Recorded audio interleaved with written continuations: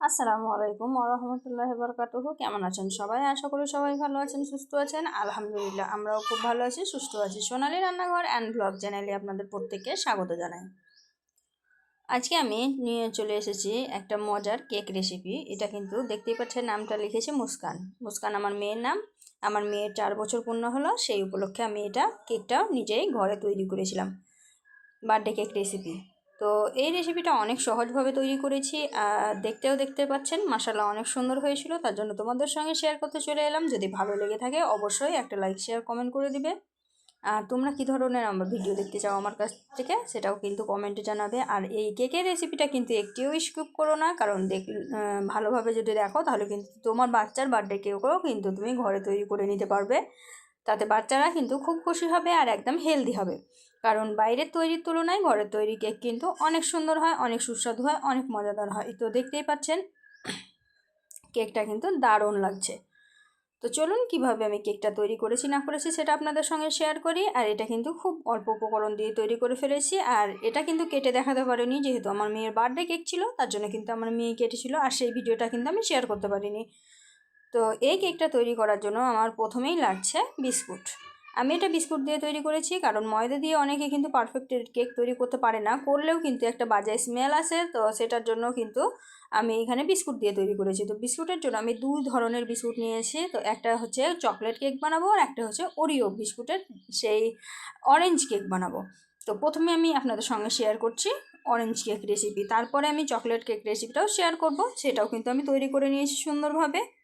তো প্রথমে আমি অরেঞ্জ কেকটাই নিয়ে চলে এলাম আপনাদের সঙ্গে। অরেঞ্জ কেক তৈরি করার জন্য প্রথমেই আমি কিন্তু বিস্কুট থেকে ক্রিমটা বার করে নিয়েছি। এটা কিন্তু মাস্ট করতে হবে, তা না হলে ক্রিমটা থেকে গেলে কিন্তু কেকটা সুন্দর ফুলবে না, সুন্দর হবে না। তো তার সঙ্গে একটু সামান্য পরিমাণ কিন্তু আমি মেরি বিস্কুট মিক্সড করেছি। তোমরা চাইলে কিন্তু অরিও বিস্কুট দিয়েই তৈরি করে নিতে পারো। তারপরে আমি এখানে 1 কাপ চিনি দিয়ে দিয়েছি। একটা কেকের জন্য 1 কাপ চিনি কিন্তু পারফেক্ট, কারণ ক্রিম অনেক মিষ্টি থাকে, তারপর সুগার সিরাম দেওয়া থাকে, তার জন্য কিন্তু 1 কাপ চিনি যথেষ্ট। তারপরে আমি এটাকে মিহি করে একদম পেস্ট করে নিয়েছি। দেখতে পাচ্ছ সবগুলো বিস্কুটকে আমি পেস্ট করে নিয়েছি। আর তোমরা যদি পুরো ভিডিওটা মানে পুরো প্রসেসটা যদি দেখাতাম তাহলে অনেক দেরি হয়ে যেত। তার জন্য তোমাদের বোঝার সুবিধার্থে তাড়াতাড়ি করার জন্য আমি বিস্কুটগুলো ভালোভাবে মিক্সিতে গুঁড়ো করে নিয়েছি, তারপরে তোমাদের সামনে নিয়ে চলে এসেছে। তারপরে আমি একটা ইনোর প্যাকেট দিয়ে দিলাম, তারপরে দিয়ে দিলাম 4 চামচ, 4 চামচের 4 চামচ মতো সাদা তেল। খুব তেল দিবেন না, খুব তেল দিলে কিন্তু কেকটা একটু চিপচিপা হয়ে যায়। তো তার জন্য এই এতটুকু তেলই যথেষ্ট। তারপরে আমি এখানে 1 গ্লাস গ্লাস না 1 কাপ, যে কাপে চিনি দিয়েছিলাম 1 কাপ, সেই কাপেরই 2 কাপ দিয়ে দিলাম দুধ, লিকুইড দুধ। তো এখানে আমি আমার যেহেতু আন্দাজ হয়ে গেছে তার জন্য কিন্তু আমি একসঙ্গে দিয়ে দিয়েছি। আপনারা কম বেশি করার জন্য কিন্তু অল্প অল্প করে দিয়ে ভালোভাবে ব্যাটারটা তৈরি করে নেবেন। তো এখানে কিন্তু আমার মানে 12 পিস বিস্কুটের জন্য 2 কাপ দুধ লেগেছিলো। তো এখন কিন্তু এই ব্যাটারটা আমি অফ ক্যামেরায় হাত দিয়ে ভালোভাবে তৈরি করে নেব, যেহেতু এটা এক হাতে ক্যামেরা ধরে করাটা খুবই কষ্টকর। তো দেখিয়ে দিলাম, এখানে কিন্তু আর অন্য কিছু ব্যবহার করব না, এটা শুধু নাড়াচাড়া করে ব্যাটারটা তৈরি করে নেব। তো দেখতেই পাচ্ছ আমার ব্যাটারটা কিন্তু পারফেক্টভাবে হয়ে গেছে, এইরকম থিকনেস হবে। দেখেই বুঝতে পারছো কীরকম থিকনেস হবে, আমি দেখিয়ে দিলাম। তো ব্যাটারটা যেহেতু আমার রেডি হয়ে গেছে তার জন্য এখন আমি কেক রেডি করার জন্য এইদিকে একটা পাত্র নিয়ে নেব। তো পাত্রটাতে আগে আমি তেল ব্রাশ করে একটু ময়দা ঝরিয়ে সুন্দর করে সেট করে রেখেছিলাম। এখন আমি একটু ওপর থেকে বিস্কুটের ব্যাটারটা তৈরি করে রেখেছিলাম সেটাই দিয়ে দিলাম। কারণ হচ্ছে ওপর থেকে দিলে খুব বেশি ভিতরে হাওয়া থাকে না, হাওয়াটা বেরিয়ে যায়, সুন্দর হয় কেকটা। তো এই যে পাত্রের মধ্যে যতটুকু ছিল সব হাত দিয়ে একদম চেঁচে মুছে দিয়ে দিয়েছি। আর এখন আমি কাঠি দিয়ে এভাবে ডিজাইন করে দিচ্ছি, যাতে করে ভিতরে যদি কোনো রকমের হাওয়া থাকে সেগুলো যাতে বেরিয়ে যায় আর কেকটা সুন্দর মতো হতে পারে। তো তার জন্য আমি এইভাবে ভালোভাবে নাড়াচাড়া করে দিলাম। তারপরে কিন্তু একটু ড্যাব ড্যাব করে দেবো। তো বন্ধুরা, ভিডিওটা সামান্য একটু বড় হলেও কিছু মনে করো না, কারণ ভিডিওটা অনেক কাজের, তাই একটু বড় তো হবেই, কারণ একই ভিডিওতে কেক তৈরি, কেক ডেকোরেশন সব কিছুই আছে, তাই ভিডিওটা একটু বড় হয়েছে। তো দেখতেই পাচ্ছ আমি ভালোভাবে নাড়াচাড়া করে দিলাম। আর এদিকে আগেতেই আমি একটা হাঁড়ি বসিয়ে দিয়েছিলাম সিলভারের, আর একটা গামলা দিয়ে ঢাকা দিয়ে দিয়েছিলাম। ঢাকা দিয়ে এই দেখো দেখতে পাচ্ছ কেকটা বসিয়ে দিয়েছিলাম। কেকটা কিন্তু আমার পারফেক্টভাবে হয়ে গেছে। এখানে আমি 1 ঘন্টা মতন রেখেছিলাম, যেহেতু আমি বারবার উঠিয়ে উঠিয়ে দেখছিলাম তার জন্য কিন্তু 1 ঘন্টা মতন সময় আমার লেগে গেছিলো। তো দেখতেই পাচ্ছ কেকটা অনেক সুন্দর কালার এসেছে, আর আমি একটা কাঠি টিপ করে দেখলাম কিন্তু কাঠিটার গায়ে লেগে যাচ্ছিলো। তারপরে আমি আরও 10 মিনিট মতো হালকা আঁচে রেখে দিয়েছিলাম, তার মধ্যে আমার কেকটা একদম পারফেক্টভাবে হয়ে গেছে। মধ্যেখানে কাঠি টিপ করলে দেখো গায়ে কিচ্ছু লেগে নেয়, তার মানে এটা পারফেক্টভাবে হয়ে গেছে।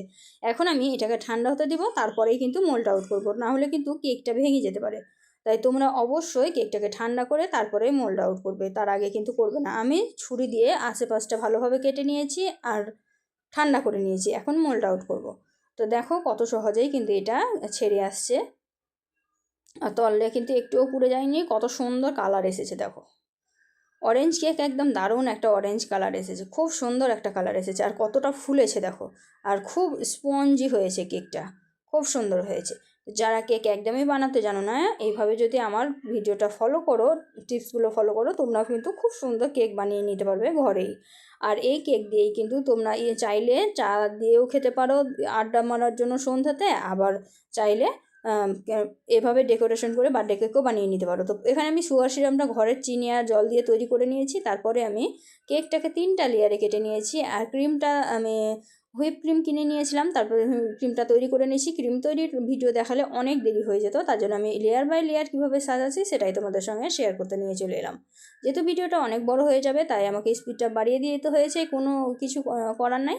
তোমরা যদি চাও তাহলে এভাবে কিন্তু করে নিতে পারো। আমি কিন্তু কোনো রকমের কেকের ক্লাস করিনি, তবুও কিন্তু টুকটাক আমি কেকটা বানাতে পারি, ভালো লাগে আমার বানাতে, আর আমি এভাবে প্রায় বানিয়ে থাকি, তাই তোমাদের সঙ্গে শেয়ার করে নিলাম। তোমরা যদি চাও তোমরাও কিন্তু এভাবে বানিয়ে নিতে পারো, অনেকটা টাকাও বেঁচে যাবে, আবার স্বাস্থ্যকর হবে, আবার বাচ্চারাও খুব পছন্দ করবে, আবার বড়রাও পছন্দ করবে। আমার যেহেতু বার্থডে কেক ছিল আমি 2টো বানিয়েছিলাম, আর আমি অনেককেই নিমন্ত্রণ করেছিলাম, তারা এসে খেয়ে কিন্তু অনেক প্রশংসা করেছে, তাদের অনেক পছন্দ হয়েছিল কেকটা।